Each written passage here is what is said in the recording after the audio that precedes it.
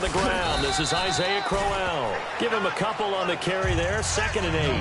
That's a good play by the guys on the defensive side of the ball. Held him to a gain of 2. And that changes the playbook a little bit now for the guy calling plays. 2nd and 8. Now he's got to probably think about going to the air instead of maybe staying with the ground game. This is Crowell. And he's going to lose yards. They take him down at the 26. He lost 2 there, and it's 3rd down. So trouble already here on their opening drive. This is 3rd and 9.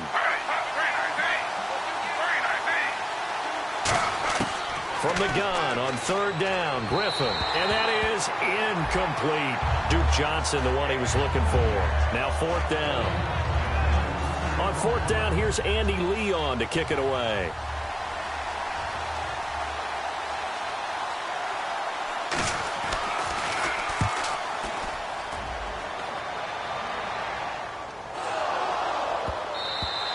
And this is going to carry well into the end zone.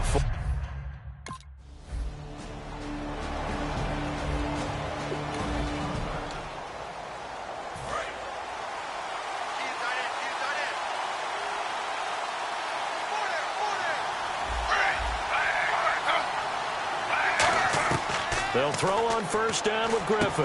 And Barnage has it on the right side. It'll be a 3-yard gain, and it'll bring up a 2nd down. It's a nice catch there by Gary Barnage, and there's no getting around it. The emergence of him has been nothing short of stunning, hasn't it? Yeah, first 6 years, total 44 catches. Then at age 30 last year, he goes for 79. Who says you don't get better with age? They pick up 12 on the play there, and they move the chains. And the offense lining up 1st and 10. To win any route, you've got to break down the defender, and that's exactly what happened here on this really nicely executed curl route. A 1st down carry now for Crowell. And he's going to be brought down at about the 33-yard line. 8 yards on the pickup, and now they'll have some options on 2nd and short. Some runs are blocked so well, you almost forget that someone has to carry the ball to gain the yardage. The leverage by the offensive line to create space up front, really well done. Isaiah Crowell, he's all alone. And all the way in. Touchdown, Cleveland.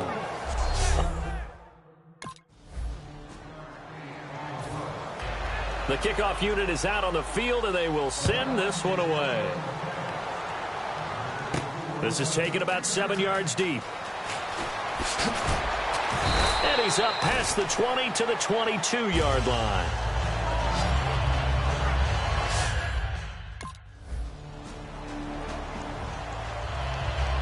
And the Browns getting set to go.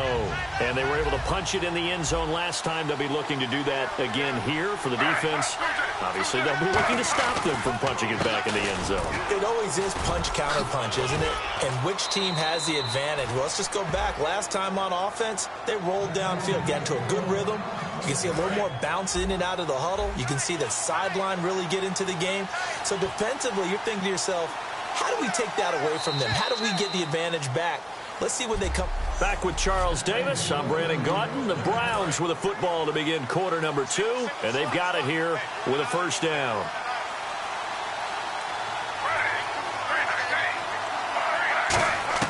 On 1st down, Griffin. This is complete to Hawkins. And they'll bring him down here up at about the 22-yard line. Give him 7 on the play, and it's a 2nd down. He had time, was able to survey the field and find a soft spot in that zone coverage. And that's where it gets difficult for a defender, Brandon. You go to your spots on the field that you have to cover, and when the offense finds an area that you're not in, that's where they throw the football. 3 yards there, good enough to keep the drive moving. So many teams want to throw the ball in this situation nowadays, but I love watching a team that has enough confidence to go ahead and run the football. In that situation, that's almost a tendency breaker. Coleman has it here right side. Now a loose football. Coleman lost it. And fortunately for him, he's able to get it back, but it will be a loss on the play. And defensively, maybe an opportunity miss there. No doubt about it. When that ball's out, all you're thinking about as a defender is, this is our chance to make a huge play. Instead, he's able to recover his own fumble. And big sigh of relief, huh? Yeah, usually those wide receiver fumbles, there's open space around for the defense, but not there. He hops right back on it. A fake to Crowell. Now it's Griffin. He's got rush coming, and he's taken down. Nigel Bradham coming in from that outside linebacker spot to bury him for a loss of 7. Man, he got in there so quickly, Charles. What could the offense have done to adjust and account for that? But what you're hoping is that you figure out, you see, and get a clue that maybe there's going to be some pressure coming at you, and you change the blocking schemes. Maybe you go to max protection. The biggest one is maybe bring your running back in to try and keep you clean. But in that case, that didn't happen. 0 accountability, and a sack resulted.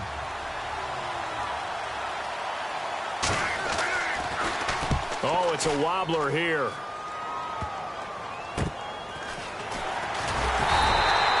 So possession goes over here on the punt. And the off. And now Cleveland geared up to take the field. And on the last go-around, they really couldn't get anything going. They had to punt from deep inside their own territory, which means they're going to lose the field position battle as a general rule. What they're looking for now is a little more consistency, move the ball at least a few times on offense, get a couple of first downs, and hopefully flip the field. Yeah, just something to build off of. That's what they're looking for here. 2 minutes to play in a tightly contested first half. We'll come back to Philadelphia after this.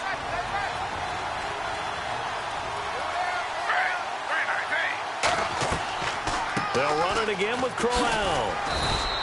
And he's able to get most of what he needed on the carry there. 7 yards on the gain, and it's 3rd and 2 now. And once again, leverage wins. The offensive line, lower than the defensive front. They moved them. In fact, some good space for the guy carrying the ball. 3rd and 2. Now Griffin throws a quick hitter on the slant. That's complete. 9 yards on the play and a first down. That was a nicely run slant route, and what the receiver's trying to do is make the defender think he's going upfield for a deeper route, and then breaks it off. Usually after... And no escaping this time as he'll go down. They got him for a sack. Nigel Bradham in there to drop him with his first sack of 2016. It's a 5-receiver set, 3 to the left, 2 to the right. On 2nd down, Griffin, and he will find his man on the outside. Now hold everything here. We're going to get a timeout by the offense. It's just their first, so they'll have 2 remaining here before we get to halftime. On 3rd down, Griffin finding time. He finds Coleman. And all the way in. Touchdown, Cleveland. Corey Coleman with his...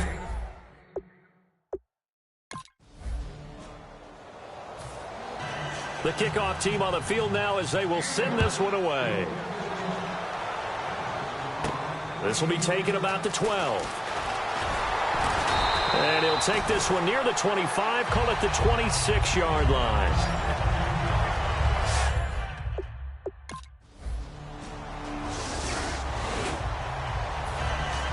So both teams have their marching orders, and we'll get going again here in quarter number 3. And this will be a touchback, so a first chance here in week 1 to see the ball be brought out with the new rule to the 25-yard line. We get a glance at the Browns defense as they file into position. They had a pretty solid first half. Not many adjustments, but I guess there's probably always some adjustment.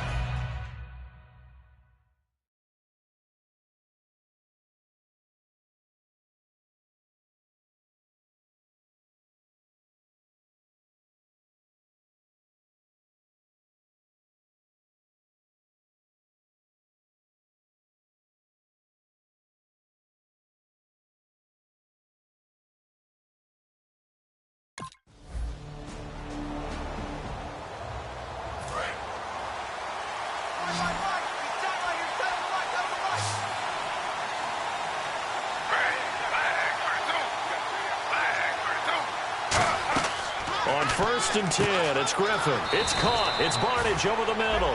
Give him 8 on the play, and it'll make it a 2nd down. Seeing that play and understanding just how tough it is to cover tight ends, especially the ones running around the NFL nowadays, Makes me glad I didn't make it in that league. I would have had a really difficult time. But now you get to sit up here with me. Yeah, and that's fun, isn't it? And what a really nice game right there. First down for them.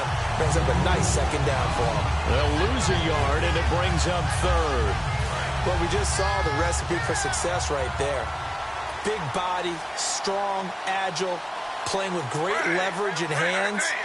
Not really able to be blocked on that play. Close things down inside. And this is going to be incomplete. Josh Gordon, the intended receiver. And it's now 4th and 3. Here's Andy Lee now as he's on to punt for Cleveland. I'm not sure we could spot any tendency here on this third down. They could have run it or passed it. Either one was available. They chose to try and get it through the air, but they were unsuccessful. He'll look to set up his blockers.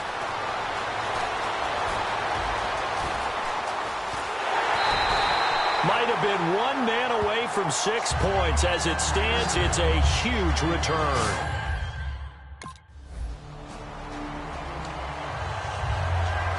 And now Cleveland geared up to take the field. They're out in front. Last time they had to punt it away. We'll see if they can add to their lead now. They don't want to go out and punt it away again. This team now wants to get a cushion, put people away. They want to run their offense and have it end up in the end zone. Nothing on that one. It'll be second down. Well, a well-executed blitz, no doubt. Great job by the linebacker. Maybe the quarterback, if he could have seen that, could have audibled there. Yeah, he needed to be in a different play because that one just meshed perfectly for the defense. All the gaps were filled except for the one the offense really wanted to run through, and that was filled by a big man wanting to make a tackle. And he made a great tackle. They gave up the completion there, but this is what zone defenses count on. Catching the ball and not much run after the catch. To throw is RG3. He's able to find Hawkins.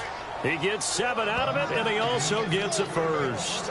And Brandon, from our time in college football, where receivers weren't running the traditional NFL route tree, one thing they did learn, find open areas, find soft spots, and set up and catch the ball. And I think we just saw that there. Yeah, we saw that indeed, picking up the first.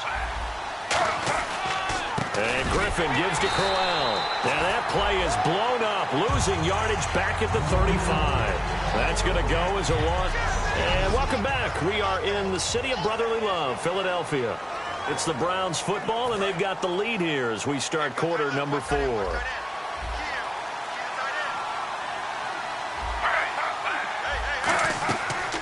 Again, it's Crowell. And he'll get this up to about the 40. It'll be a gain of 5, and it's going to bring up a third at about 7.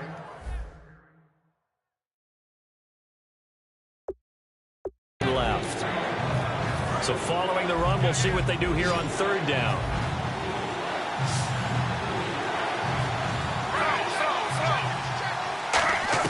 From the gun on third down, Griffin. And this one brought in by Barnage.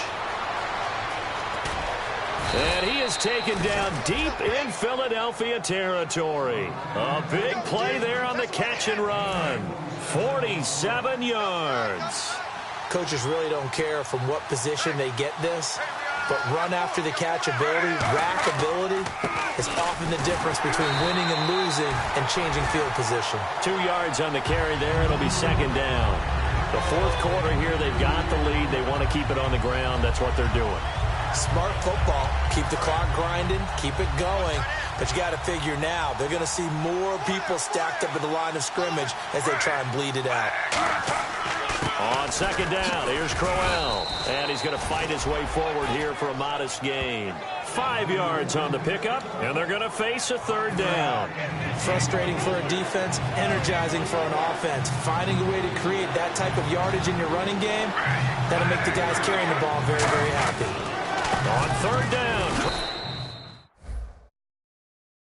And he's in. Touchdown, Browns. Isaiah Crowell. Out is the kickoff unit as they run up and send this one away. This is taken near the 13. And it's a pretty good return here as he'll get it up to the 29-yard line.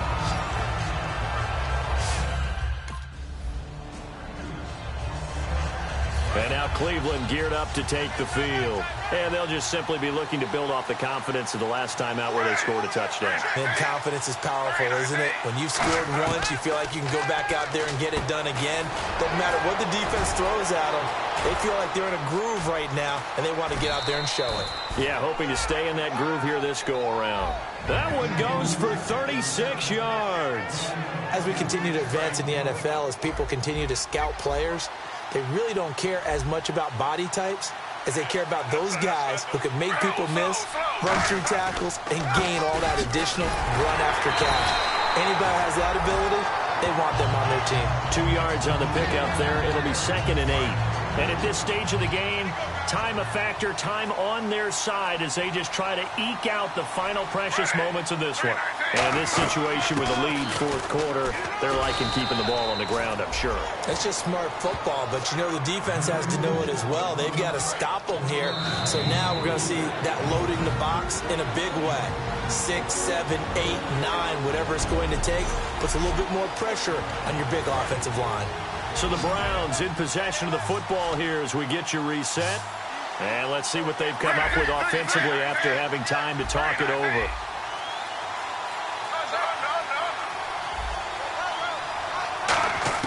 From the shotgun, Griffin. Toward the sideline. Did he keep the feet in? Yes, he got them both down, says the side judge. And that's good enough for a first down. He's been a busy man here in this one, and they're showing off some nice footwork to stay in bounds. And with those types of catches and the volume that we've seen in this game, wouldn't you keep him busy as well? I would. Of course. You got to keep. Now the Eagles going to signal for a timeout. It's just their first. They've got 2 more to use here in the final stages. 2nd down, offense behind the sticks here. 2nd and 13.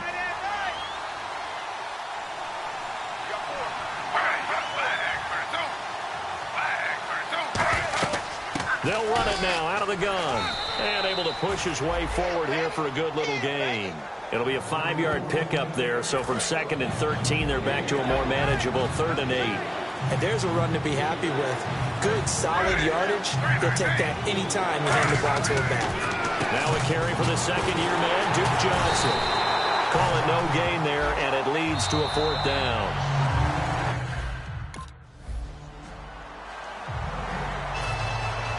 Set now to kick this one away, and off it goes.